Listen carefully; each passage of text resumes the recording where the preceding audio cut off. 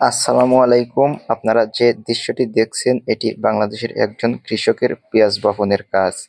পেঁয়াজ আমাদের দৈনন্দিন রান্নার একটি গুরুত্বপূর্ণ সবজি এবং এর চাষ দেশের কৃষি উন্নতিতে বড় ভূমিকা রাখে।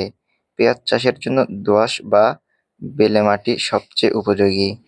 এই জমিটি ভালোভাবে চাষ ও মই দিয়ে ঝুরঝুরে করে নেওয়া হয়েছে, যাতে সহজে বীজ অঙ্কুরোগ দমন করতে পারে। সাধারণত রবি মৌসুমে পেঁয়াজের বীজ বপন করা সবচেয়ে ভালো। এই সময়ে তাপমাত্রা ও আবহাওয়া বীজ অঙ্কুরোগ দমনের জন্য অনুকূলে থাকে। এই ভিডিওতে আমরা দেখতে পারছি একজন কৃষক সারিতে সারিতে তার জমিতে পেঁয়াজের বীজ বপন করছে।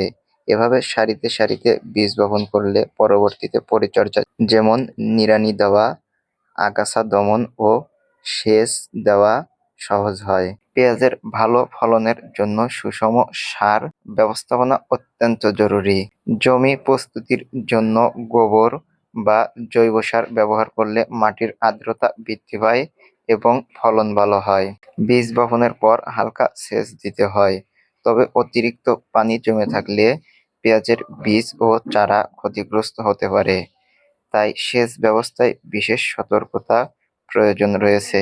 পেঁয়াজ চাষের সবচেয়ে বড় চ্যালেঞ্জগুলোর মধ্যে রয়েছে আগাছা ও পোকামাকড়।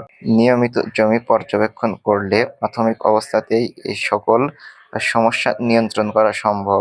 আমরা অনেক সময় বাজারে পেঁয়াজের দাম নিয়ে আলোচনা করি, কিন্তু এই পেঁয়াজ মাঠে উৎপাদন করতে একজন কৃষককে মাসের পর মাস শ্রম দিতে হয়, রোদে, ঠান্ডা ও কুয়াশার মধ্যে। এই নীরব পরিশ্রমের ফলেই আমাদের প্রতিদিনের রান্নাঘরে পৌঁছে যায়। তাই কৃষকের প্রতি সম্মান জানানো ও আধুনিক ও বৈজ্ঞানিক পদ্ধতিতে চাষে তাদের উৎসাহ দেওয়া আমাদের সকলের দায়িত্ব। এই ছিল আজকের কৃষকের পেঁয়াজ বপনের নীরব কিন্তু গুরুত্বপূর্ণ গল্প। তো যাদের এই ভিডিওটি ভালো লাগলো অবশ্যই লাইক, কমেন্ট এবং শেয়ার করে দিবেন। ধন্যবাদ।